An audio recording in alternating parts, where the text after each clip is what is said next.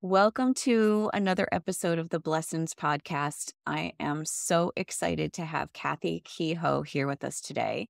Kathy is a retired licensed clinical social worker. She's also worked in the fields of hospice, trauma, and abuse. And she has also been a teacher and a workshop leader and a group facilitator and a presenter. So she's got a lot of experience in telling her story.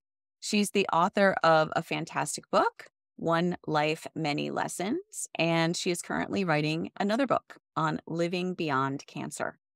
In the book, something that struck me was that Kathy said that when she was only 4 years old, she knew that her life would be difficult.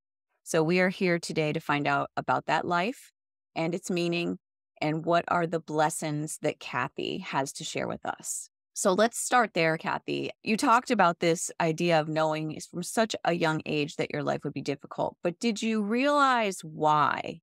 What message did you get about this? Thank you for inviting me. Really honored to be able to share with you. I start out the book with exactly what happened. I was sitting under a tree in our front yard, and my neighbor walked out and put his lunch in the car and headed to work. And I just knew there was a spiritual connection from a young age. And I just said, like, why are we here? Why it has to be more than just going to work every day. Why? And at that moment, I did realize, and I was four, and that sounds bizarre, but it's true. There was a knowing, a very clear knowing that my life would be difficult. And I knew if I could just hang on, there would be purpose for it later on. And I didn't know what that meant, but I just thought to my own God within, the spirit within me, is that was something that never could be taken away. So no matter what happened, if I could survive it, I knew that I would still have that peace, that faith, that I am more than just my body. Wow. Did those words come into your mind at that age? I am more than just my body. The only thing I can say about the wisdom of children, if we really listen to them in dealing with hospice and death and dying and preparing children either to die or their family members to die, children are closer to the other side than we are. And I think there's more of an openness there. And yeah, it's a very sophisticated kind of knowing, an innocent knowing. We're not as tainted at that age in terms of other people influencing what we say or do or think. But yeah, there was just a clear knowing. And I would just say it was a spiritual wisdom. Believe Yeah. that it's within us. It's in all of us. But that's the only thing I can really explain is how Yeah. does a 4-year-old know that? But for me, it was just a very clear knowing. That's fascinating to me. I've read a lot about children who have expressed past lives as young children because that's what they say. They are closer to the other side. They're closer to having been somewhere else before they've come back into this world and this body that they're in. And that's fascinating that you had an experience like that, almost like you were being prepared ahead of time. Likely that might have been the thought. Again, when I think back, is I was very fortunate to know that if I could just hang on, there'd be purpose for that.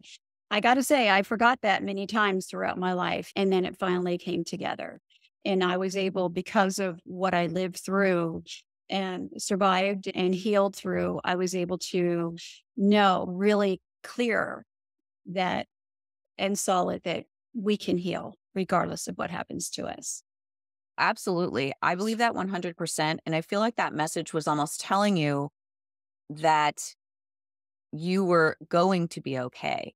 It was telling you all you need to do is hold on because you're going to get through these things. Yeah. Yeah. Would you say that's your earliest memory?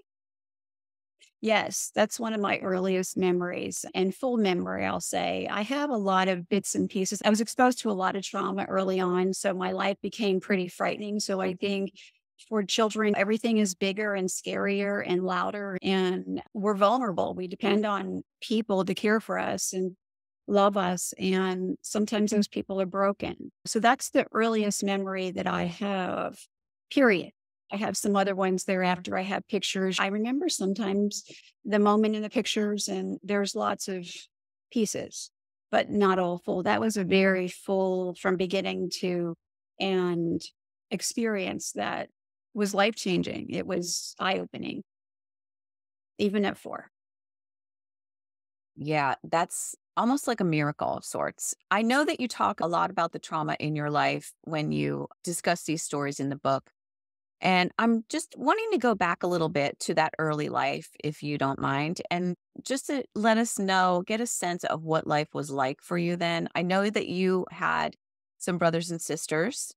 And so can you tell us a little bit about what your family looked like when you were little? Sure. I was the youngest. I'm a twin. So we were the youngest of my mother had 8 children. She lost one at 10 months before I was born. And my sisters and brothers, except for my twin brother, their father had died, and my mother met my father. So I was the next one up for me at age 9 is my sister Gloria. Following her, I'm sorry, no, my twin brothers. I have other twin brothers, David and Jeffrey. I'm sorry, they're the right after me. And then there's Gloria, and then Mimi, Marianne, as we call her Mimi, and then there's Alice. And there was a child, Jacqueline, between my oldest sister and the next one down. Okay. I grew up in New Jersey in a very small house with my siblings and my parents. And it was, I got to say, I did feel loved. At the same time, I grew up with parents who loved me, but who were broken in some ways. And things occurred that people shouldn't be exposed to, but people experience this every day. But my parents were very wounded. I think a lot of their wounds unhealed, and some of that hurt, their trauma, their unresolved issues came out onto our family. So I grew up in a very domestically violent home. I would say my mother was very spiritual and loving and very compassionate, empathetic. And my dad was very broken and angry and atheist and a perpetrator in a lot of ways, but he was very violent. So we grew up with a lot of domestic violence. My mother was also alcoholic. So when she did drink, times were really bad, and there would be fights escalating between them, physical between my father and my brothers, between my father and my sisters, between me and my father. So my childhood in a nutshell, and I do report that in the book, is the theme I would say is, please don't kill me. And that sounds dramatic, but I think when I look back, it's truly what I thought could happen. I really thought amidst the violence, I could die. There were police there at times. There were just so much ugliness. My father was so angry, and the best he could do with that was really lash out and become physically violent, emotionally, mentally, physically, sexually. So there was a lot of that. So it was a lot of difficulty, a lot of craziness. Did you ever find out why your father was so broken? Not directly from him. My mom, like I said, was very empathetic, and why she stayed all those years with him, I I often resented that at times, but I think she felt sorry for him. Definitely, his mom was very broken. I heard his father. My last grandparent to die was when I was 3, so I don't even know what it's like to have grandparents. But from what I've learned through my family, is my paternal grandmother had issues, and abuse begets abuse unless people really get help, unless people really heal and want to heal. They're going to continue doing what they learned to do. And I do think that probably was the best he can do. Like I said, there were times, and it wasn't all violence. There were happy times when we went down the shore, we ate ice cream cones, we lived outside a lot and picked blueberries and asparagus and went to the penny candy store. There was some happy times there, but for me, the violence overshadowed a lot of that, and it was frightening. It was very frightening. It sounds frightening. Outside of the home, did you have any refuge, like at school or with any other people? Sure, I lived outside the home a lot. I'm pretty outdoorsy as it is, but I would go outside a lot. But that in nature, I found refuge in nature and in animals. We always had dogs, sometimes a cat, but always dogs. But also just in being in nature, we would walk in the trails in the woods a lot. And like I said, pick vegetables or berries or fruit. And that I think was my refuge. Once I became near adolescence or pre-adolescence, I also found, unfortunately, cigarettes. I found alcohol and then drugs. And escaping into those things were really just about survival for me. So anything that could take me away, my goal with anything, whether I was smoking, drinking, or using, was to really be out, knocked out, to I don't know if it was like a conscious desire to die. It was just take me away from this. Mm. Just I would usually do that until I was out or fell asleep or whatever. It was just that's the way I coped for a long Yeah. Trying to create another life. or trying to escape the reality Escape. I was living and getting in doing drugs and things like that at least took me away temporarily from that. And you say that you first tried alcohol when you were 11. Can you tell us about that story? Yeah, I had friends. I had a family. One of my closest friends was from a family. They had 7 children, 6 girls and a boy. And there was a couple older sisters I was friends with, the third youngest. So they were older. They had some older friends, and I would go to their house often. And then they knew people, and there was a neighbor who bought us alcohol if we wanted that. And yeah, so we began to escape that way initially through drinking, and then later came drugs. And yeah, it was what we knew. So partying, escaping, whatever I could do to get out of myself, get away from myself is how I survived. Were your siblings with you when you were doing this? Were you all doing it? No, there's a 9-year difference between my twin brother and myself and my other siblings. So they were much older. Most of my siblings I remember were out of the house by then, either married or living elsewhere. They were grown. My twin brother and I had separate friends. So we knew what each other were doing, but we never did stuff together. He would get caught a lot more than I would. So my mom and dad were focused a little bit more on him. But unfortunately, I lost my twin brother at 18. So following that, there was at least a year of some pretty darkness of really not remembering much at all. Yeah, I'm so sorry about that. Do you want to tell the story about losing your twin brother? I could. Our birthday is coming up this week, actually. And it'll be 49 years. So that's a long time. And I've had a lot of, fortunately, support and counseling to process that. Is when we were 17 or 18, we were very close to 18. We just turned 18 and I graduated. My brother, unfortunately, I think due to our home life and due to probably some slight learning disabilities, wound up being placed in a different school, an alternative school for kids who were emotionally disturbed and had learning disabilities when it was about third grade when we were in Catholic school. So he went to a different school and eventually continued to have some issues emotionally, wound up going to a vocational school. So he didn't graduate with me, but he was to graduate that same year. So it was June 23rd in 1974. And we had a small family graduation party. And my cousins were there. There were some friends there. My brother was there with some of his newer friends. And at that time, you were allowed to drink when you were 18 years old. And he had a van. And at those times, a lot of people had vans and they would party in the vans and sit in the vans or travel in them. And I was sitting in my room with a boyfriend at the time. And my cousin came to me, Beverly, and said, "Sis," my nickname, Sissy. And she said, "Sis," she said, "something's wrong." And my brother's nickname was Bosie. His real name was Peter. She said, "Something's wrong with Bosie." She said, "Can you hurry come?" And so we jumped up and ran outside and went to the van. And I had just seen him a few moments earlier. So I'm like, what could be wrong with him? So we went into the back of the front yard, which was a little bit of ways from the house. And he was leaning, the side doors of his van were open, and he was just leaning with his legs out toward the door, and his head was sleeping. It was just nodding. And I shook him lightly and I'm like, "Bose," I'm like, "Hey." And his head just moved back and forth lightly. And my boyfriend Jack was there and he said, let's get him out of the car. And a few of my brother's friends were there and sitting in the van as well. And we all got him out of the car. And my brother was just limp. And we leaned him up against a post, a fence post in our yard.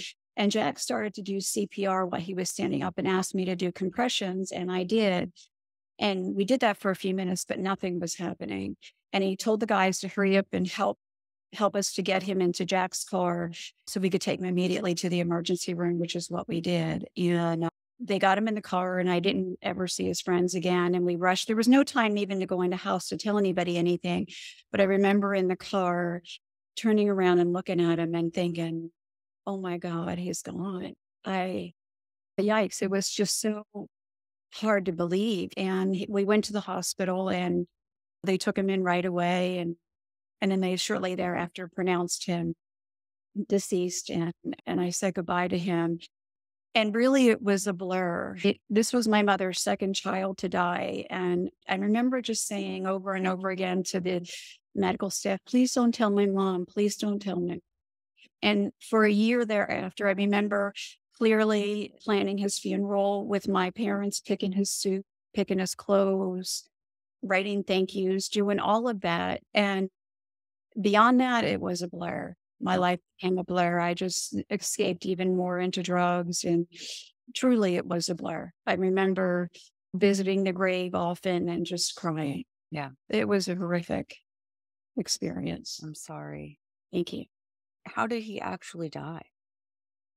The true reasons were unknown. There was suspicion of how he died. What we do know at that time is that his lung burst. And we unfortunately at that time, and I don't remember if I wrote about this, but my mom was getting phone calls. We did not know why he died at first, other than we was suspected of drugs. He was drinking alcohol that day. I remember little pony bottles of beer, but we started getting phone calls immediately. At least my parents did, teasingly saying, we know how your son died.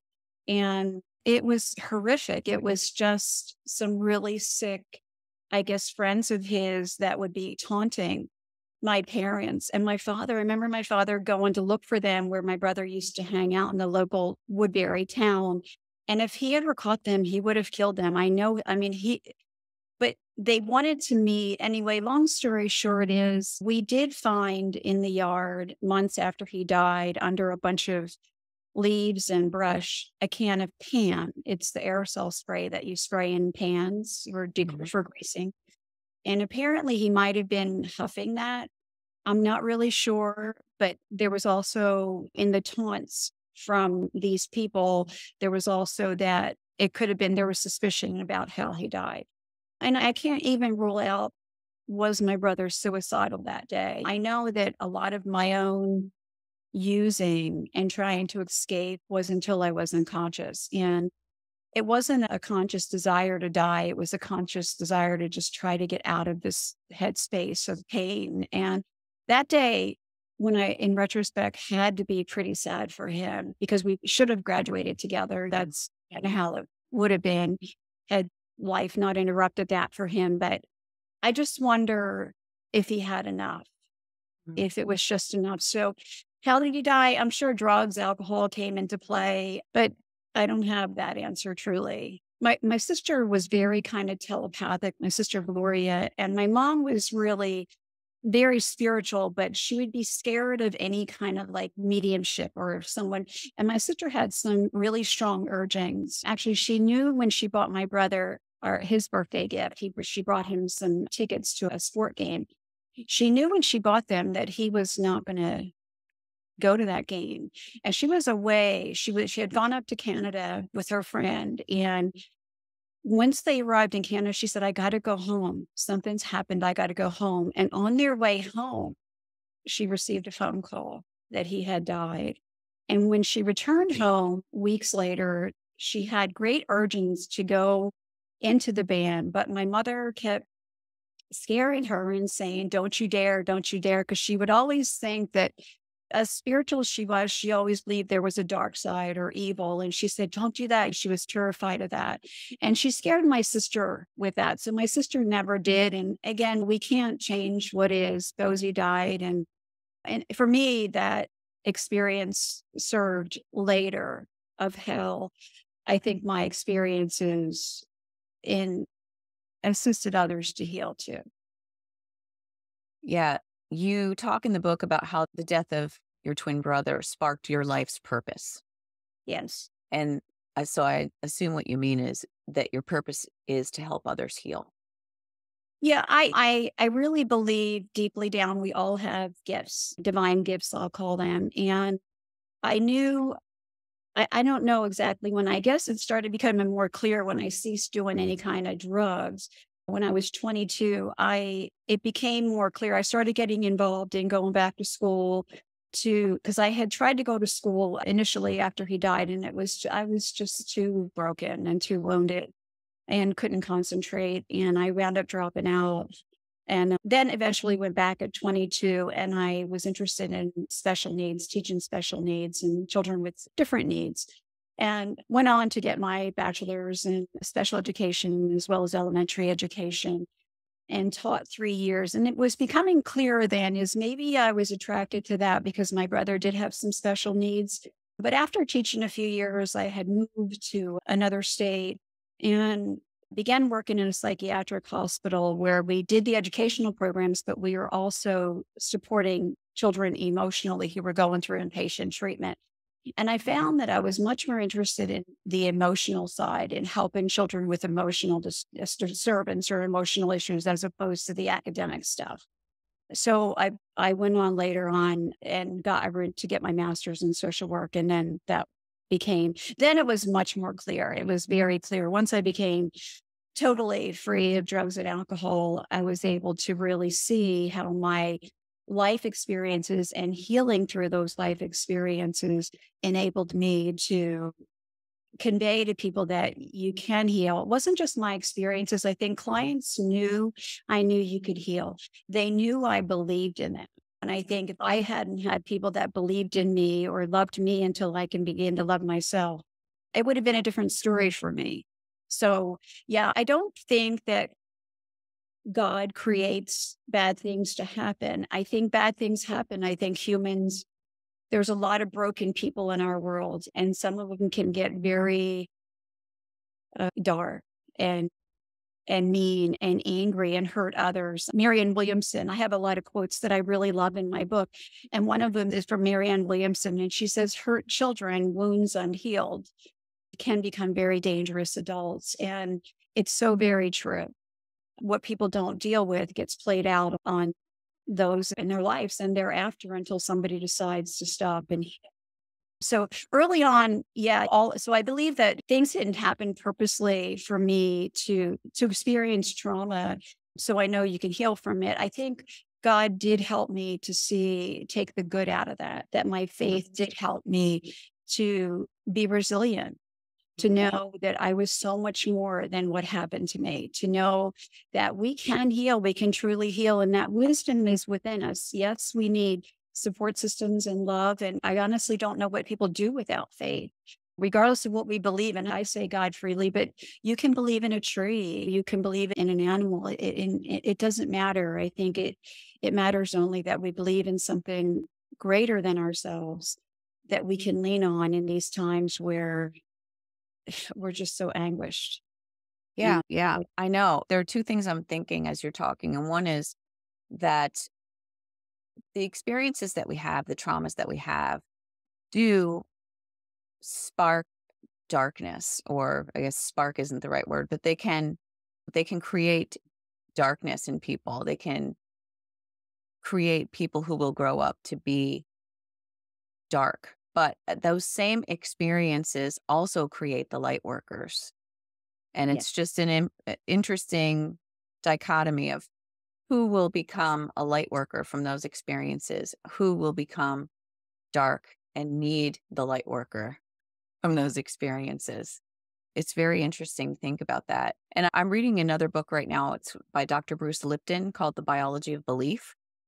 And I'm very passionate about the idea that we can heal and from all kinds of things, even physical things that our biology can change, the field of epigenetics. And those things are very interesting to me. So I love to hear you talking about that. I know that you've been through some interesting therapies that may have helped you also with healing over the years and been involved in being a practitioner of therapies that have helped others heal over the years. So get into some of the deeper elements of this. I know that you got off of the drugs and alcohol and then you started to work more in those fields where you're able to help people.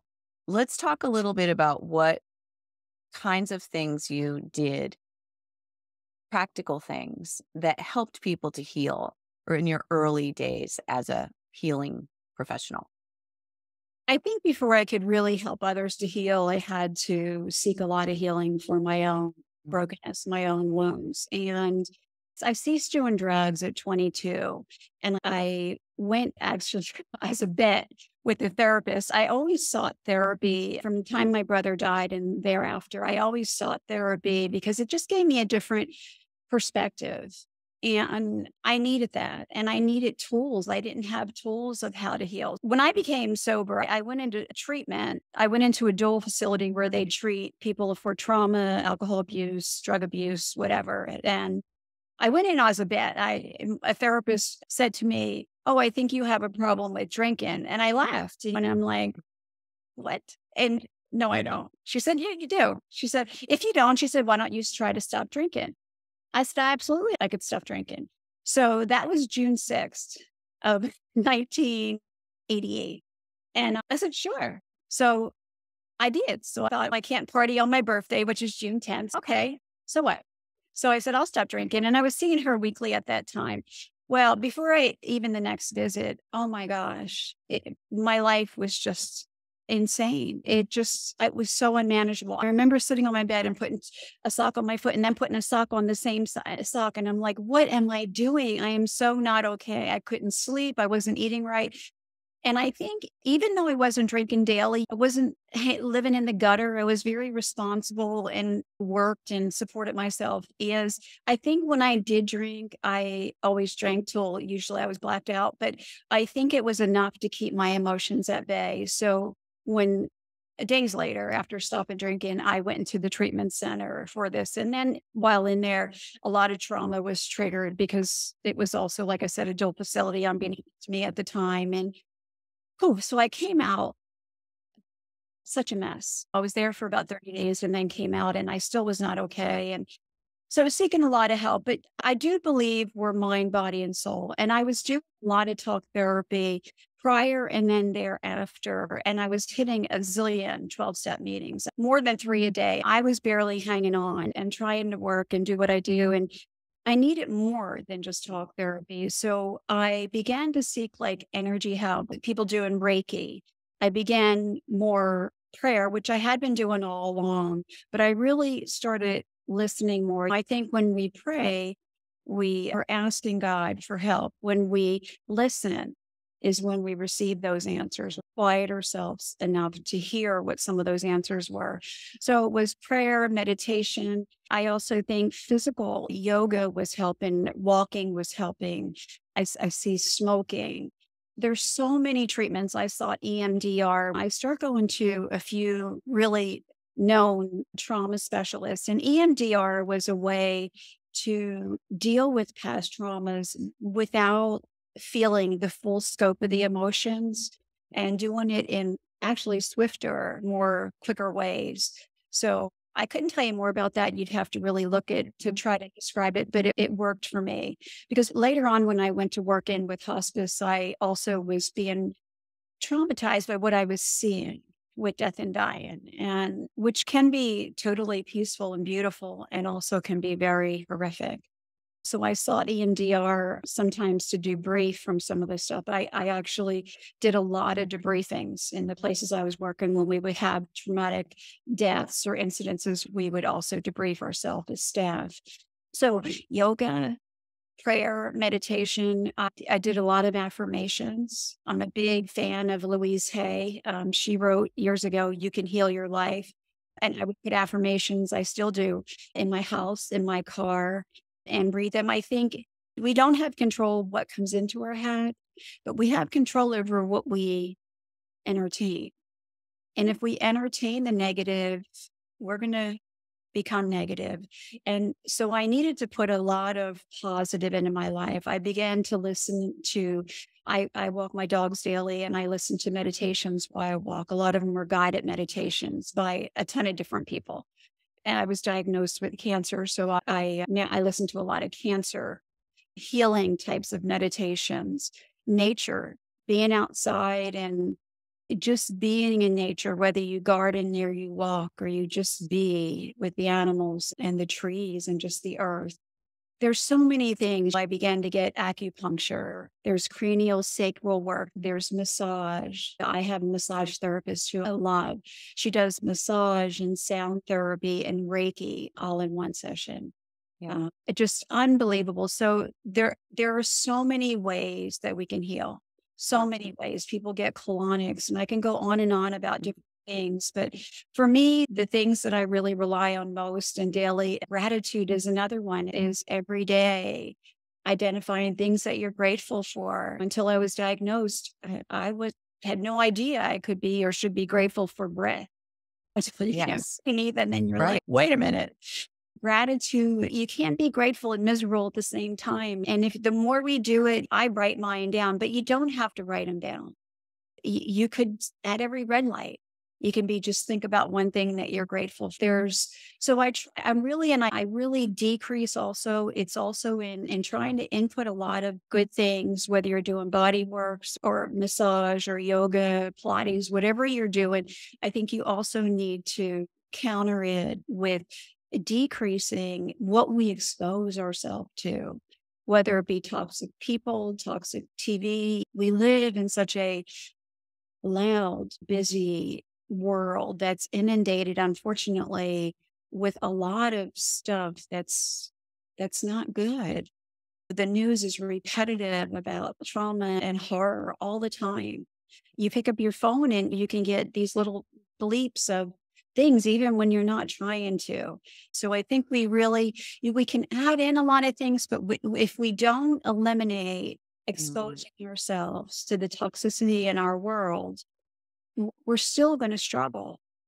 I love the idea of adding things, but also taking away. That's very important.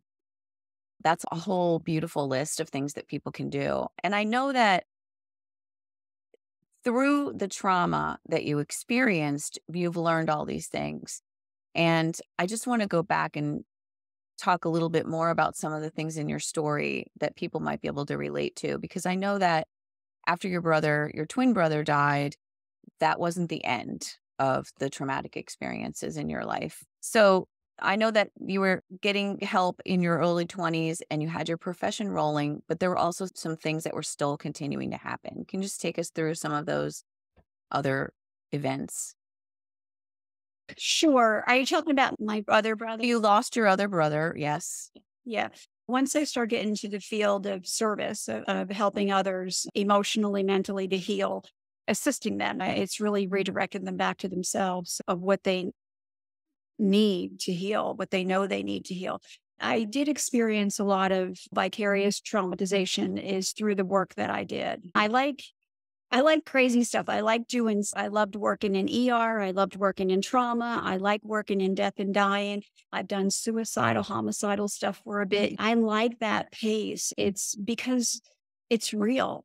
And it just seems like we can really try to help people in those experiences. And I'd be okay in those things and help people. And I was very okay with death, unfortunately, or fortunately. A lot of patients would die with me present. And I'd be like, not today. I got to go home. I got things to do. And they would, but I think because I was comfortable with that, but not everybody dies well. So I was involved in people dying with excruciating pain before we knew what to do that. People dying with a bleed out. Children getting run over by a car. We would do debriefings, carrying a child or carrying a child who was hit and killed by a car. And those things also I needed to continue to seek. So they were stressful and traumatizing, although I felt I was able to do that stuff. there were repercussions of doing that. There was the downtime, your free time. Some of that was really needed to debrief, to go over some of the events that you work through, live through, and not have to keep carrying them with you, because every day was action packed with stuff. Not every day, but a lot of days. Yeah, I continue to do the things that helped me through that. And when I guess I would have been 26, my brother was 35. This is my brother David, who is, what would he be? The third person from the youngest. So him and his twin brother, Jeff, and they're 9 years older than us. And at 35, David also struggled with alcoholism. He was just a beautiful, smart, funny, so optimistic, full of life guy. Could have done anything with his life, very capable, very loved also by a lot of people. But he started going through a series of amputations due to chronic alcoholism. And it began with, when he was 35, removing a part of his leg. And the shorter story is he went through about 16 or 17 surgeries of his legs being amputated all the way up into the top of his thighs, just piece by piece. It was horrific. There were times that he was awake during some of the surgery because his alcohol tolerance was so high and they were afraid they were going to kill him, that he was awake. He watched them cut pieces of his leg off. So he endured those for between about 35 and 40 years old. And then he stabilized for a while. Unfortunately, he continued to struggle with alcoholism. He was in and out of treatment and just couldn't stay sober. It's a disease. And around 45, he began, actually, I lived out of state and at that time in Tennessee. And I came up actually to bury my father. And he was in the hospital, which I knew he was, and we thought he had some stomach issues, and buried my father. And then my family told me that he was given that day or the day before a 50% chance of living. He was in ICU. And David remained in ICU. And what happened is his cardiovascular issues, which were exacerbated by, I think, multiple things, is one was alcoholism, but he also had a tractor when he was a kid that ran over both of his legs, that a bunch of teens were playing with, and they ran over both of his legs. And he had to learn to rewalk again. And I can go on and on. So at 45, he was in the hospital. I left my father's funeral, his gravesite, and went right to the hospital. And that's what my family told me. And he was alert and oriented. But in the next few months, his pain became intolerable. And basically, he was literally duct taped from his throat to his groin, literally. And he had so many tubes coming out of him. I can't even tell you how many. And it would have been my mother's third child now to die. My brother had no DNR. His wife, when he got married at 35, his wife had left him. His son didn't want him to die. His son was young. He was 19 or 20. And the doctors, they tried not feeding him for 2 weeks. He was intubated. Before he was intubated, he had to be physically paralyzed because of his pain. And his eyes were he had the most beautiful blue eyes. And it was just like he was pleading to die. And again, it was my mom struggled, my son struggled. He was in a Catholic hospital and no DNR. And he finally died on December 11th, 2 months later. And horrifically, it was a trying time. Yeah, life happens and bad things happen in life. But I do believe in David's case, some of us will die so others may live. And for him, that's true. Some people touch our lives by how they live, and many others touch our lives by how they die. And I think David kept a lot of people sober, me including. It's sad that his life ended early, but I believe that more people came to his funeral, the doctors, the nurses. My neighbor, he came to visit me a couple months before he died in Tennessee. And my neighbor, who I didn't even know because I worked, she worked, he befriended my whole neighborhood. In the week that he was there, she begged me to come back up with me when he died or to his funeral, which I'm like, okay. People just gravitated to him. So I think his story too, his journey, his living and his dying touched and probably helped many people to live. to stay sober, to make the most out of their lives. So yeah, things continue to happen. Later on, 3 years ago, I was diagnosed with, before that, let me say, my sister was diagnosed. This is my other sister, Marianne, who we call Mimi. We all had nicknames. She and I were going through cancer treatments simultaneously. She was diagnosed with lymphoma. I was diagnosed with stage 4 lung cancer 3 years ago. She had been diagnosed prior to me, but we were simultaneously going through treatments. I was going through immunotherapy every 3 weeks, and she was going through significant Rituxan treatments for her lymphoma. She would be hospitalized for 5 days, where mine was just an infusion. I was out in a couple hours.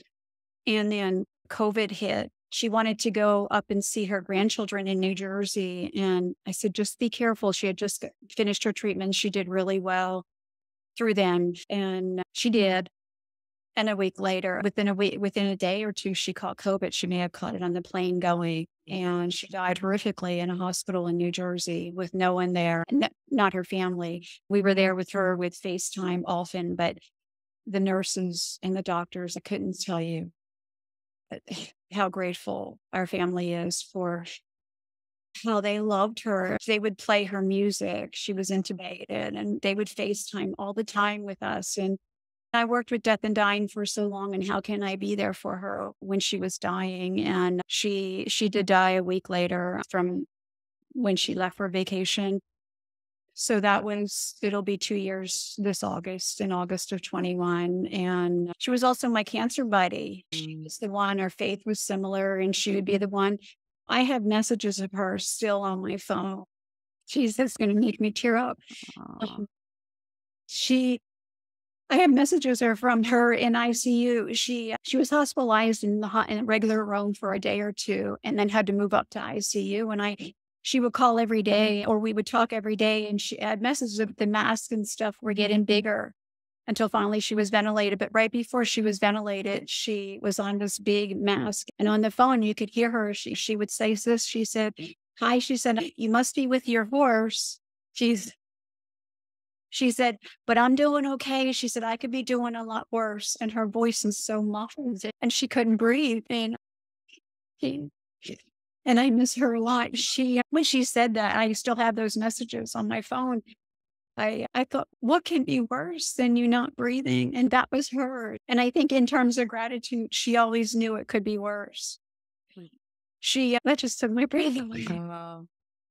She also endured, prior to her cancer, she endured a stroke at age 52, which left her with right side paresis and aphasia, and she could never work again. And her aphasia stayed. So people would think, when we were at the dinner, they would think she was drunk when she would order, because she couldn't find the right words. And she would just go along with them like she wasn't. And just the most grateful, loving life that went out. But at 52, she couldn't drive. She couldn't see. Her vision was blind, almost like vertical blinds. Half of her right eye couldn't see. Half of her left eye couldn't see the right half. But she still kept going. She couldn't drive nor work again. She's one of the strongest people I ever known. She never, ever complained. And so life does continue to happen. And unfortunately, things happen, whether it's COVID or accidents or trauma or death, take your pick. There's a lot of lesser things that create, and a lot of worse things than that people struggle with and die from. But again, another beautiful light. At that time, it was my second sibling to die. My mother's third. My mother had died before my sister, but she had lost, like I said, the baby. And then she lost my 18-year-old brother. Then she lost David, my brother, at 45. And she died in 1998. And my sister died in 2021. Wow. Yeah, life continues to happen. And so be it. I do know from living what I live that there's silver linings in these things. There's another person who I absolutely love. It's a quote in my book, and I don't remember her last name, but she went by the name Songbird. She says, we can't wait until life is good before we begin to live. We can't wait, because this could be as good as it gets. This could be as good as it gets for me. Are you looking for her? I was looking for it. I remember that quote. Yeah, that's a good one. We can't wait until life isn't hard anymore before we decide to be happy. Yes, Nightbird. Nightbird. Mark It's M-A-R-C Zukowski. She was a singer and songwriter, beautiful person. And the exact quote is, "We can't wait until life isn't hard anymore before we decide to be happy." I learned of her on, of all things, America's Greatest Singers or Talents, or I don't know. But she was stage 4 cancer and sang. And she was on, and Simon Cowell had, I don't know, pushed the magic button, whatever it is. And beautiful girl songwriter. Her story is just amazing and continues to touch lives. And it's so true. We can't wait till things are just perfect before we decide to live. Diagnosis back 3 years. It'll be 3 years ago this month. I thought through everything I lived, I thought I was taking really good care of myself. I really did. And then the family had another uncanny ability to laugh and joke and play. And unfortunately, we laugh at funerals sometimes because we were all goofy, but that's how we survived. So we would laugh so hard we would pee our pants. We still do. It's people think that's crazy, but for us, it's just a barometer of fun. As you laugh so hard, your stomach hurts. And thank God we have those abilities, but life can get hard. Life can get hard. And I think you're exceptionally strong. I feel strong, but I also know that there's people that endured. I just finished reading 2 unbelievable books. They're books that have been around a little bit. One was called Caste, which is about slavery and what African Americans dealt with and continue to deal with. Unbelievable, powerful book. And the other was Night. Oh, yeah. Which was a book that was written about the Holocaust. Again, I can't imagine. From what I lived is nothing compared to what people go through, like what those people went through, what people go through when their child's missing or watching their children die. I love to work with children who were dying because they were so open and telepathic, and they got life and they got death and they were able to talk about it, and just so inspiring. But there's so many people that deal with so much worse. So for me, yeah, I'm strong, but I can't even fathom what some people deal with. I don't think I could. So I think different strokes for different folks, but I really can't fathom if I had a child, stepchildren. But if I had one of them disappeared, I couldn't imagine how I would continue. I think we can always imagine worse. And you talked about something along this line in your book, which I wanted to discuss because I think it's really interesting. You said, I'm going to quote you, that you could see how others minimize the impact of their experiences because they compare their lives to others who they judge to have endured worse.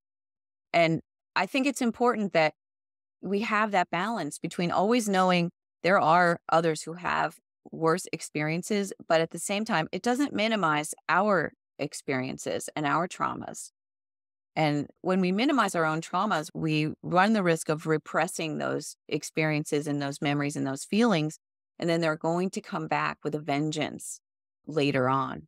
So what do you think about that idea? How do you feel about this? I agree with you. I think there has to be a balance. When I look back on my own life, I did live a lot of tragedy. There's no doubt about that.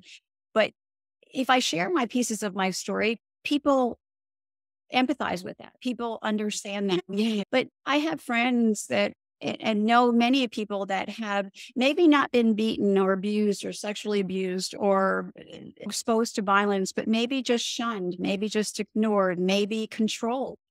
But the greater the impact of life difficulty, the greater the impact of the tragedy or difficulties that we live, the easier it is for others to empathize. And if knowing that people live with worse things than I lived keeps me resilient, it keeps me helpful and grateful. At the same time, I can clearly and consciously give compassion to myself for what I've been through and respect that resilient spirit that I just continue to nurture. So I think there is a balance there. I think that people who have just had a parent who shunned them or was not there for whatever reason, maybe they worked a lot, I think they struggle with giving themselves permission to that they didn't have a voice in their life or no one heard them. No one saw them. And it's so important to be seen. Pain is relative. Pain is pain. Whether you stub your toe or somebody tries to kill you or you get in a horrific car accident, pain is pain. It impacts us, but physically, mentally, emotionally, pain is the same for individually for each of us. It's different, but it's the same in some ways. So it's easy for me to give myself compassion. And I feel it's not, I feel compassion for those people that say, yeah, but you lived through more. And I know what I lived, but I can't fathom never being heard. Yeah, sure, I lived a lot of stuff, but guess what? Also felt loved. I also felt like I could be anything I want to be. I can do anything I want. That sounds weird to have such a polarity in your life, but it's true. We can. And I think a lot of people who endure what they would judge as lesser traumatic experiences or horrific experiences, whatever word you want to use, do not embrace their pain as much as I think that they can and should and need to. Because when you deal with that pain, when you embrace that and you feel it and you shake and you rattle and you roll with it, on the other side of that is joy. Yeah. The deepest pain, you find the greatest joy. And that's just how it works. So pain is relative. Everybody has a story. Everybody has a story. I told my story had it not been on my spiritual path. I had no desire to tell my story. And I told my story trying to heal from it and healing from it. But sometimes I tell my story to let others know, yeah, you're not the only one. Because people get angry when things happen. And sometimes you just got to level them out in terms of, you don't know what it's like. You never lost a child. That's true. I don't. But I do know pain. I do know what it's like to witness a mom losing children. It's the same, no. And nor would I say, I know, I understand. I can only hear what it is for you. I could be present with that. But loving ourselves, cancer was my diagnosis. And my mom died of lung cancer in 1998. And I was with her before she died. She actually died within 2 or so months from her diagnoses. And I was with her one time, told my sister to go out because she was just frazzled from caregiving. And during that incident, when we were home alone, she had a suffocation incident, which was horrific. She couldn't breathe. She's tearing at my clothes to help her and trying to give her morphine. I'm trying to do the best I can. And then she goes into a coma and she dies the next day. Of course, my sister comes home later and said, what did you do to mom? And I told her what happened. And she just looked at me and I'm like, oh my God, did I kill my mom? So when I was diagnosed, I didn't kill my mom, by the way. I think of course I not. was very much dying. But what I did do, and I would do again, is should I ever have an incident like that, that I can't breathe, that I hope somebody would help me to calm down. And I think that's all that morphine did, is calm her down so she could breathe and she could die peacefully. And that's what she did. She didn't die that day. She died the next day. So that's how I know I didn't kill her, but I did have to deal with the aftermath of that. But then when I was diagnosed, that memory was foremost in my mind and thinking, I can't expose my family to this. I just can't. And not just my mom's death or the struggle there, but with witnessing so many other, some beautiful deaths and some not so beautiful deaths from lung cancer. It was just whirling in my head when I was diagnosed and I couldn't even hear about it. Cancer taught me, once I was able to overcome and those kind of memories, being diagnosed with stage 4 cancer, it's uncurable, it's inoperable. It taught me so much more how to live. Cancer taught me how to love myself in a way that I never even thought was possible.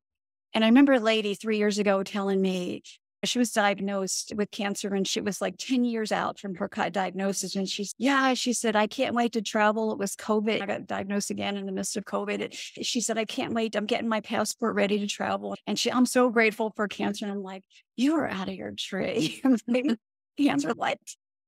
I'm like, oh no, I can't ever imagine saying that. I said to her, and today I am grateful for cancer because cancer, it's also the best excuse in the whole wide world.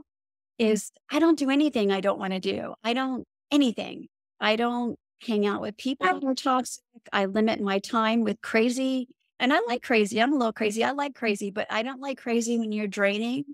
And whether it's family members or not, I know how to better take care. Actually, cancer taught me to put myself in the picture. because I always in a service field and it was easy to give to others, but I learned better how to give back to myself and equally care for me. It taught me to say no Mm. because every time I said yes, it was a no to me. It taught me that every day could be my last. And working in death and dying, that's what I loved about it the most was every day it reminded you to live. So I'm not death phobic. I'm not denying, could I die? I can. I will. Just I don't think it's right now. In the midst of being diagnosed is I get this spiritual urging to write a book. And you got to be kidding me. But I persisted and that's how my story got out there. And the next one I'm writing is because when I had asked my oncologist initially when I was diagnosed with stage 4, I knew where my cancer was. I had the biopsies and they wanted to talk a little bit about that. I didn't want to talk. And I said to him, I don't really want to know about my tumors. I want to know what I can do. I want to know how I can help myself. And I was talking to a immunotherapy oncologist as well as a radiology oncologist, and they looked at me and said nothing. And I'm a bit defiant and quite sassy. So I just thought to myself, when I talked to that mentor, if she could do it, why can't I? So I said to them, I don't want to talk about the cancer. I only want to talk. So when they came up with nothing, and I was researching, as was my husband, about what I could do. And I found things that worked for me, my diet, but again, physical exercise, exposing myself. One of the greatest things is eliminating from my life toxic people, toxic situations that brought me down, that took from me so much that I didn't have anything left for me. And like I said, cancer is the greatest excuse because if you don't want to be somewhere you don't want to go, you can say, oh, I don't know. I don't know how I'm going to feel that day. Or, oh, I'm feeling tired. Not necessarily tired from cancer, although I did experience that. I'm tired that I just have to go home. And I try to make my home like a retreat. I want my home to give back to me. Yeah, cancer taught me a lot. So it'll be 3 years post-diagnosis. I think my doctors are still surprised. But today, cancer, I was fortunate enough to have immunotherapy for 2 years. And then there was still a very active tumor. And then I saw stereostatic radiation, which is pretty intense and survived that. That was last summer.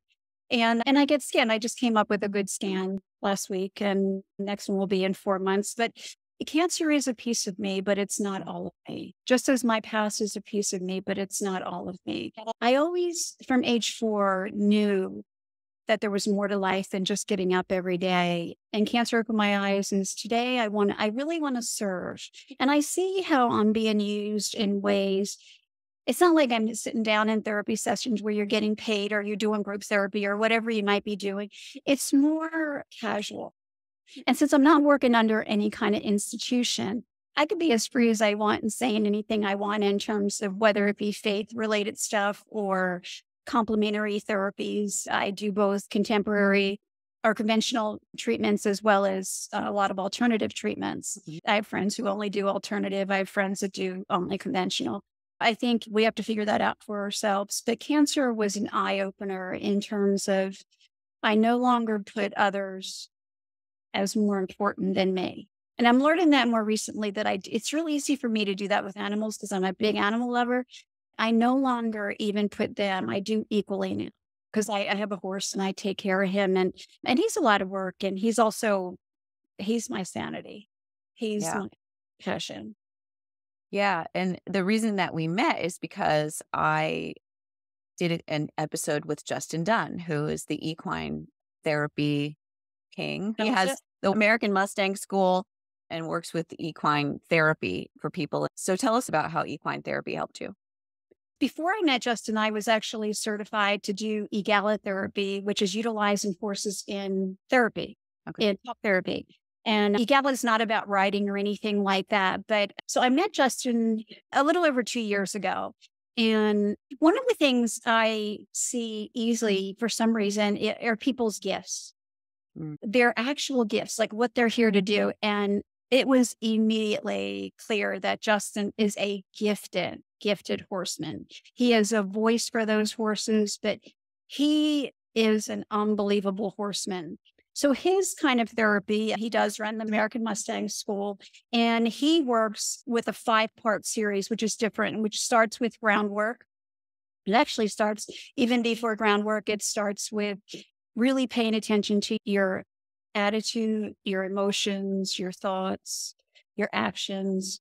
Those four things are really vital in his program. It forms the foundation. And then he moves on to this 5-part series that you begin doing groundwork. He's just phenomenal, is all I can say. Is when I started with Justin, first of all, he was the only person that had similar views that I ever met in terms of horse training. I am pretty natural with my horse, so I don't use bits or spurs or whips. And those tools can serve, but those tools can also become weapons. And unfortunately, a lot of people use them and have horses for what the horses can do for them. So Justin teaches without any of those things. And he really is big about being very present in the moment and communicating which he calls a two-way communication with the horses. And I met Justin a year after I was diagnosed. That second year, and even last year going through the radiation, there are times literally my horse was like 10, 15 feet away. And I'm thinking, oh my gosh, I got to go get him and take him back to the paddock. I was that lethargic and just didn't feel good. He taught me how to stay in connection with my horse, whether it be on the ground or in the saddle. He taught me how to have a continuous flow of conversation with my horse. I have a rescued thoroughbred, and he's funny and he's quirky. His name is Partner, and he loves trail rides. He has a lot of slow-mo, but you open the gate and we go out on trail rides, and he's like first in line. He has to lead and he has to go where he's never been, and he just finds it so exciting. And so in going out, now you're going, and Justin is an unbelievable horseman. We can ride in traffic with cars, trucks, horns. We've been a lot of different places. And so to stay in connection with him when there's outside influences going on, it takes work. Yeah. And a great place to be, because as long as I'm asking Partner questions and asking him to pay attention, or if he's asking me questions, sometimes I say yes if he wants to nibble grass. Sometimes I say no. It all depends. I said, maybe we'll come back to that later. He teaches in the most beautiful, humane way. But it's way more than learning how to be with a horse and ride a horse. It's really about becoming more yourself.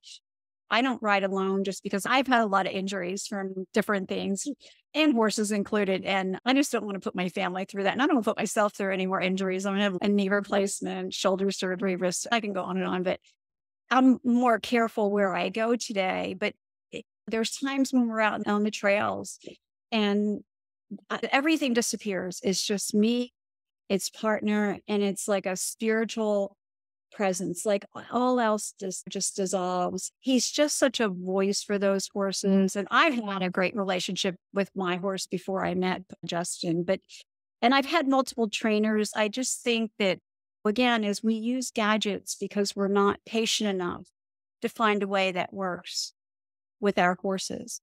And our horses are not tools, they're beings. Yeah. And horses are so telepathic and spiritual and strong. And I'm obsessed. I've been around horses just really probably 10 or 12 years, but I'm madly in love with my horse. And that's what keeps me healthy and it keeps me sane. It's my passion.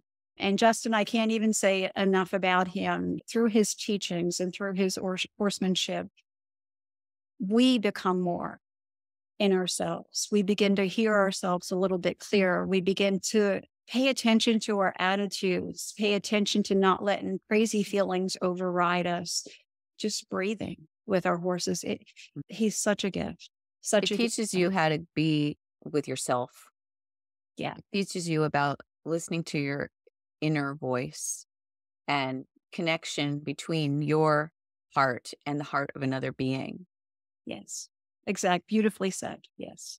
He goes really deeply into this in his conversation that we have. So anybody who's interested in hearing more about this, you'll have to listen to the episode with Justin Dunn. It's phenomenal. And his book. His book, which, yes, I have his book as well. Me. Yeah. Yeah. A Horse to Guide Me. Oh my gosh. So I have a few more questions for you. I'm just blown away by your resilience, by your positive attitude, by your vibrance, and the fact that you're someone who's sitting here right now healing from something that others might perceive as, for lack of a better words, like you're seeing it as a signal for life. Others might have seen that as a signal for death. But because you are so attuned to yourself, your inner voice, and you've also been conditioned over a lifetime of not fearing death, not fearing what's on the other side. You're like an angel for helping people to get through that time, that transition. Thank you. And I honestly think that's what your purpose is. There's something about what you do in helping people with their final moments in this physical form to transition into whatever is coming next, that you have helped so many people at that particular time of life. It helped me too. I've been blessed to be around a lot of people that may not be here any longer, but the gifts they had and the gifts they offered were abundant. I am not afraid to die. I never wanted to live more when I was diagnosed with stage 4 cancer. I'm like, no, not yet. And again, I went right back to my faith is God, honestly, what I said is, what the hell? Maybe even more than that. I'm sure more than that. What's about? Are you kidding me? Stage 4 cancer right now, for real. And he said, once again, almost the same message when I was 4, but differently, is your purpose is not done. And I said, this better be damn good because this is big. This is really big. Cancer's big. It is. But here's my thought. This is how I live. If I'm going to die today, then I'm definitely going to die doing what I love. And I've had multiple conversations with my husband because I've been kicked, bit, thrown off, fractured ribs. I could go concussed on and on. That if I die, or even if I die on my horse, whether it be on the ground or with him, something happens that I died doing exactly what I love to do. And he better, or I will haunt him forever and ever if he does not take care of my baby. And he knows that. So our passions lead us to our purposes. And like I said, angel, I don't know if I would call me an angel because I have a really bad mouth, but I know what I'm here to do. I do think that my purpose is to help others to heal. And I've tried to do that. I want to do that. But I wake up now with a greater depth of, I really want to serve, do what I'm here to do. I don't want to die with any regrets. I volunteer at this, oh my gosh, this horse rescue. Now, I mind you, every day I go and I take care of my horse. So I have to clean up his poo. I have to feed him. I have to put his hay back in order. I have to do a lot of stuff with him, let alone if I ride or do anything fun with him. And I hang out with him. We meditate. We do all kind of stuff together. I'm really grateful to do that. But I found out about this rescue back in January. That's been around 3 years, 3 years old. It is an unbelievable rescue. It's a rescue in Southern Pines called Renaissance. But I go there on Sundays. I give them at least 3 hours and I hang out with their horses. Yesterday I went there and I groomed 4 of the horses. The rescue has an amputee horse, has blind horses, has horses that have cancer, have horses that are going to the kill pen, that have been brutally neglected, not cared for, deserted. I can't say enough about this rescue. It's like going to a 5-star hotel. They get all kind of body treatments, and she does try to rehome them, but make sure. And if it doesn't work out, they come back. She'll take them immediately. She even sometimes lets them go and will pay for their medical expenses. It's an unbelievable. There was almost 50 horses there last time. And it's just the best time to just be with a horse, and especially horses that have been traumatized and hurt and wounded, and just to be able to be with them and be in their presence. They're such a gift. I groomed a blind horse and he was taken off. My son I have a bandage on my hand and he was taking the bandage off. He just wants to play. I am so blessed to be able to do that. Yeah.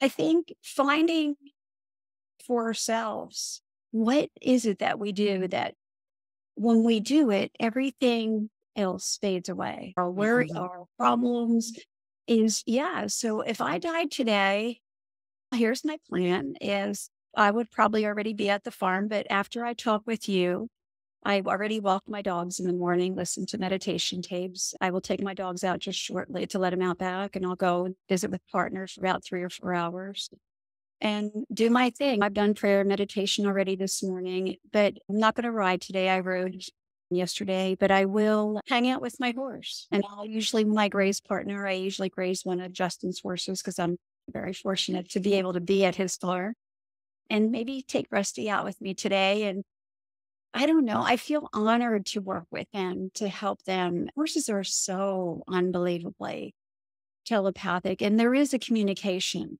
between them and you. And they're different. My horse is different with every person. My horse is funny. He's funny, quirky, and loving.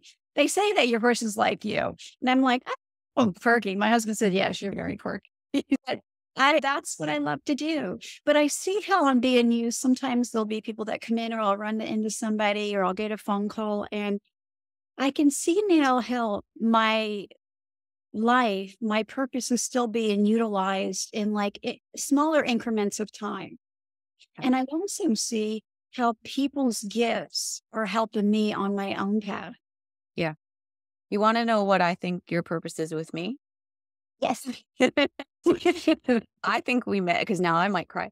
I think that we were meant to meet because we have something in common. My mother also died of lung cancer, and I'm terrified of the word cancer. I can't hardly even say the word. And I have developed health anxiety over the years. And I am right now 56 years old, the same age that my mother was when she passed. And similarly to you with the morphine story, when my mom was at the end and she was really just holding on, and you knew she was just trying to hold on. She couldn't even open her eyes. She wasn't speaking anymore. She wasn't eating. And I'm the one who whispered into her ear, it's okay. And for a long time, I wondered about that. But she needed that. She needed that permission to go, because that was a part of her journey. And I think that your purpose with me is to teach me that, validating what I know that I'm here to do, and that is to help other people do. And my mother has come to me and told me this. I am here to help other people do what she could not do, and that is live. And healing is a big part of that. But you can still be living and have parts of you that are cracked or imperfect or growing extra cells that aren't normally there. And that's all that is. It doesn't mean you can't live with that. And I think that your job for me has been to remove some of the fear that I have, that I know is irrational, because just because my mother didn't know how to do it doesn't mean it can't be done. It can be done. It is being done right now. You're doing it. Millions of people are doing it. They're healing from things because we do have the power to heal. Why we believe that if we cut our finger and we say, oh, it'll be okay tomorrow, I know that's going to heal. Why we don't have that same feeling, and I think we're getting there, about bigger things, other things, that if we have something growing, a piece of cancer, or if we have something else like a cardiovascular issue or some other type of issue, why we think that we can't do things or take proactive measures in our lives, like living the life the way that we want to, like removing the things that feel toxic, changing our nutrition, like being active and doing all of those things, the meditative piece, that we are able to heal from big things. We can do it. We do it all the time. So I think that's what you're here to remind me, that what I want to do, my mission going forward, which is to help people with their mindset around healing and around living, that I'm validated in that. And also to not be afraid, that you're living proof that healing takes place, that people are living with things that they're afraid of. They're living with things that are there to just signal to us, hey, sometimes these things happen, but their motivation to move forward and use those things to serve others, to help other people, and all those things. So that's what I think the role is you have had for me. Like, it's just been really wonderful talking to you and knowing, and there's so much more in your book. There's so many more things you talk about that I feel align with. Like, you mentioned a relationship with someone who was a narcissist. I have a similar situation. You also talk a lot about empaths. I consider myself an empath. And so I think we have a lot of parallel things. And I love that you are put here to help others. And I do think you're an angel. I think that there are angels walking among us. And I do think you're one of them. Thank you. I heard that and I'll take that. Thank you. I want to say this to you and to your mama, because I believe she's here too. I don't know if you've ever heard, but I've read multiple times that we pick our parents, choose our parents. Yep. And if you chose your mom and she died in whichever way, there's reason for that. And there's purpose for that because she knew you could withstand that, or she knew that you would take that mission forward and it wouldn't stop at her death. The greatest gift we can give any person whose body is dying, everybody should have permission to go. Not everybody gets it. Not everybody has family members that are able to do that. But I hope my own family does that, because when I say I'm done, when I'm tired, I mean it then. I love life, but I know how I don't want to live. I think when we can give our loved ones permission, that, yeah, it's great. And she was able to go in your presence because she knew of your strength. Yeah, that's the greatest gift we could give. The greatest gift ever, I think, that we can give anybody in our family who's struggling is the gift of presence and just being there and to do what they need to do, whether that's to die, to say no, to go, to come, whatever it is that they need internally. But I love your podcast because I think you're adding so much light into a very unquiet world that we live in today, and a harsh world that's full of horror and ugly and dark. And I believe we're coming to a time, I see these little facets of people doing all these things all over the world that are creating more light. And I do believe we're heading that way. I hope I see that in my lifetime. And if I don't, I'm still not going to focus on those who are toxic because it's a waste of my time. I did that for years thinking if I could figure out why they do that, if I could figure out why, then I could feel safe because I felt so unsafe for much of my life. The cancer taught me that it doesn't matter why they do it. I may never understand. And I don't think I ever truly will understand why people do really bad things. Not that I haven't done bad things. I have. But I hope I could learn from things. If I hurt you, I hope I can learn better how to treat you then and ask for forgiveness. So our lessons, our life experiences are our life lessons. They are. We need to remember that. Yeah. When I say, God, why now do I have stage? Are you freaking kidding me? Stage 4 lung cancer? He says, your purpose is not done.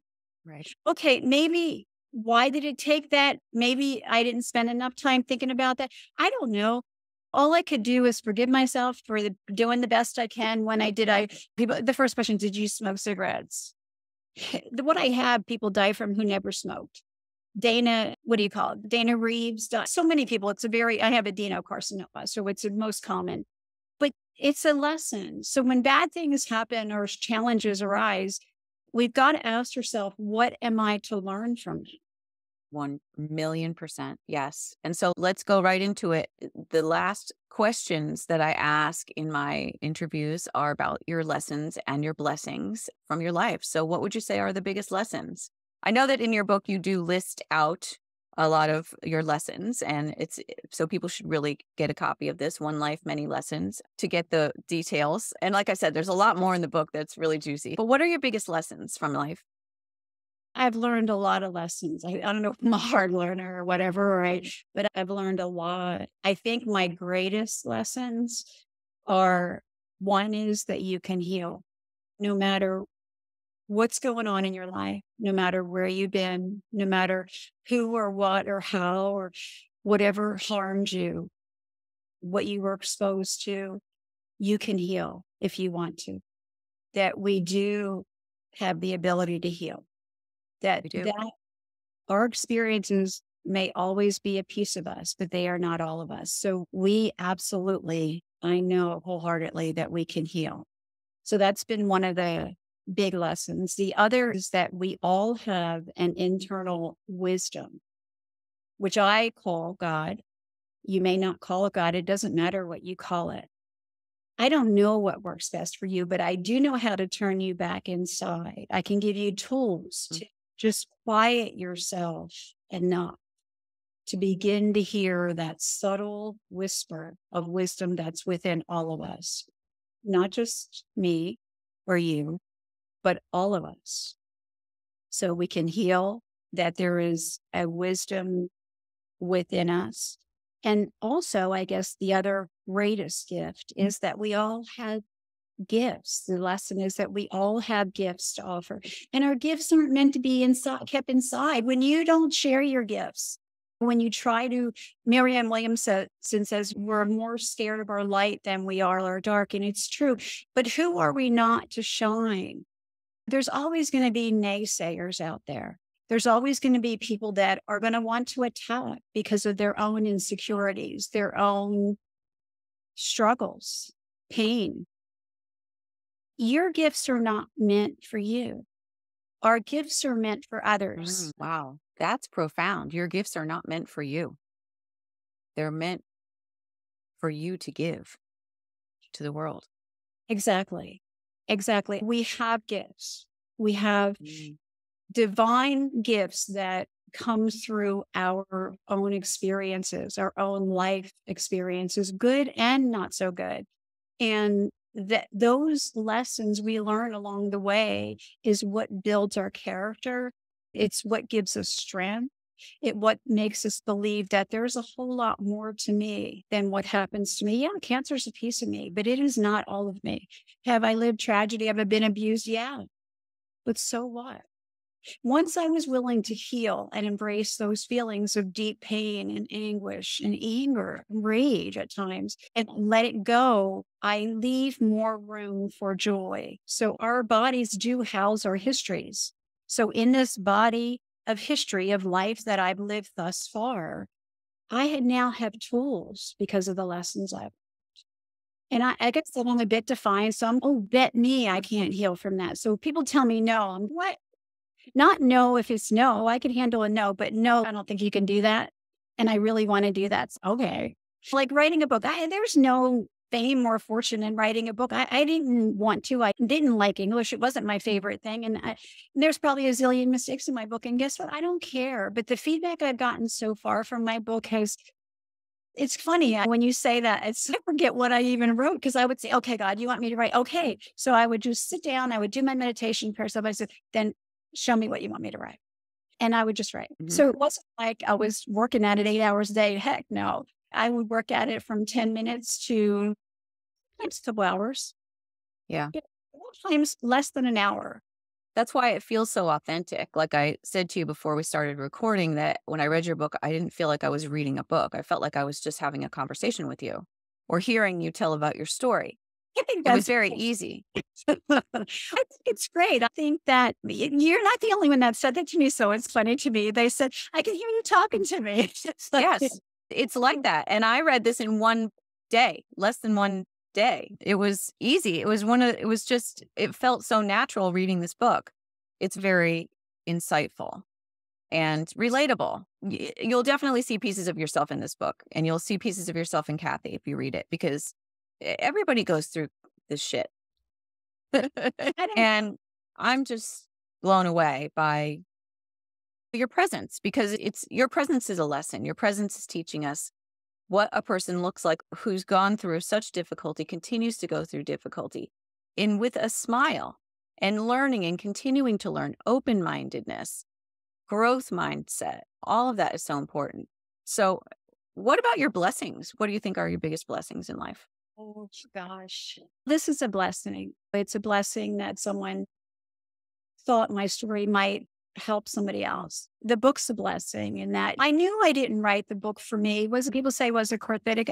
Honestly, the biggest thing I got out of writing the book, because I labored over it way too much. I fought myself with it too much, is I just unapologetically said, this is who I am. It wasn't a Right. memoir per se, but the editor said, throw in some pieces of your stories. I'm like, okay, I have enough. So I did.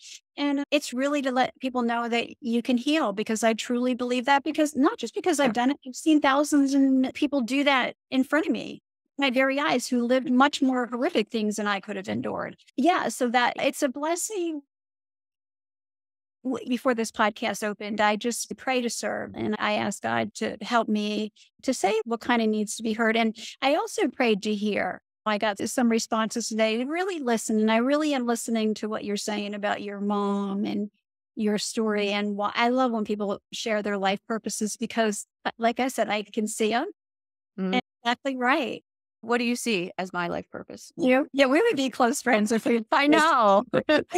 I see a person who has taken her tragedies and even the concurrent struggle with them, and who's willing to shake and rattle and roll, and despite the fear, become more because of them. I can't say I'm not afraid of cancer. I get scared, but I try not to live there. But I see someone who is taking her life, but not just her life now, is in taking these stories of all these wonderful people that you have the opportunity to be blessed to know, to share their stories and take it in a venue such as a podcast that can reach many more. With my book is, okay, I did it. Here it is. And the rest of it's none of my business, whether you like it or don't like it. I probably have given away more books than I've sold. And honestly, I just say to people, hey, if it's not for you, just please pass it on. Yeah. Because if people had not shared their stories, and you're doing this in a venue now that is, people are more attracted, I think, to podcasts. I like to read. I do listen to podcasts, but I like to read too. So I read probably more than I do podcasts. Our world needs to know that things happen in life, bad things happen. So I think your purpose is exactly what's clear to me, is that you are pivotal in creating a space that you can share many stories with many people. And it could be there forevermore after Yeah. you, after my death, after your death. Yeah, I think your purpose is very similar to mine in helping others to know that, yes, you can heal. And yes, it's scary. They say everybody has cancer cells, not all spread. We have a lot more information now than we did when my mom was diagnosed. And so there's so much that you can do. But the mindset piece is, I think, the biggest piece of that puzzle, really keeping that mindset and believing in the power of your belief, believing in the power to heal. We do have the power to heal. Um, you can go online right now and find a million stories about spontaneous remissions, people who've healed from all kinds of things, and also people who just continue to live with them. Okay, so you have a little abnormal cell growth happening. Okay, it's happening in there all the time anyway. Like you said, it is happening. Yeah, I think you It can does happen. every day. Yep. Okay. I think you can deal with it. I just think just to remember it's not all of you. And that, Right. and even if this does mean our time's limited, first of all, my primary doctor really is my faith. And I tell my doctors that the first people I will give my book to, my Living Beyond Cancer book, is to them. Because I'm going to say the next time somebody asks you what they can do, Yeah. please share this with them. Exactly. It's a few tools that I've Right. learned along the way. I don't want it to be very big. I think it's going to be less than 100 pages, but I just wanted it to be, and again, if it helps one person, then so be it. So I think your purpose, Mitzi, is very similar to mine, to just putting that message out there that, yes, you can heal. And there's a zillion ways you could do it. Justin does his through horsemanship. She has saved his life. I have friends that do it through teaching. I have a person that does it through recreation. Another friend does it through the loss of her child, creates this beautiful foundation. People do it through the animal sanctuaries. I think there's so many ways. And I think if all of us just embrace what we're here to do, and I like humility, I pray for humility, but I also think it's important to know what your purpose is and to know who you are, and is to help others to heal. Do I do it right? excuse me, all the time? No. But then I hope, then when I don't, it gives me room to grow, to Mhm. learn a new way. I'm human. I'm human. I'm human. The human part of me sometimes, yeah, I shake, rattle, roll, I cry, I get mad, but then I get up again. Yeah. Because I Yeah. don't want to look there. But I thank you for sharing, having the courage to share your mom's story and to and other people will talk about their purposes. So I really like when you say, what are your purposes? Because I just think it's so fun when people do that, when they share their gifts. That's what our gifts are for. And we know what our gifts are because they're what we love. It's what you feel a resonance with. It's what you love. It's what you feel lit up when you're doing it. That's your thing. That's what you're supposed to be doing. Yeah, it's your passion. Yep. Follow your passions, Yep. and they'll always will lead you to what is going to be most meaningful and purposeful for you. Yep. I really enjoyed talking with you. You're Thank so you. sweet. Thank you so Thank much, Kathy. I you. really appreciate you and I love you and what you're doing. And I it's feel just, I feel this. I was telling people who I know have really lots of good stories, and now I can tell them and talk with you what a beautiful experience it's. well, right now you know that it's not scary to tell your story. No, it's just a Yeah, conversation. it's just a conversation. In our conversation today, you heal and become a little bit more because of it, and so do I. Yes. It just gives me great hope to know that there are people because I love these facets of lights that are popping up all over because Yep. we need to counter this dark in our world, this ugly. And yes, it happens. But right now, today, we could just make a bit of a difference. Can. And I feel it happening as well. The light is growing in this world.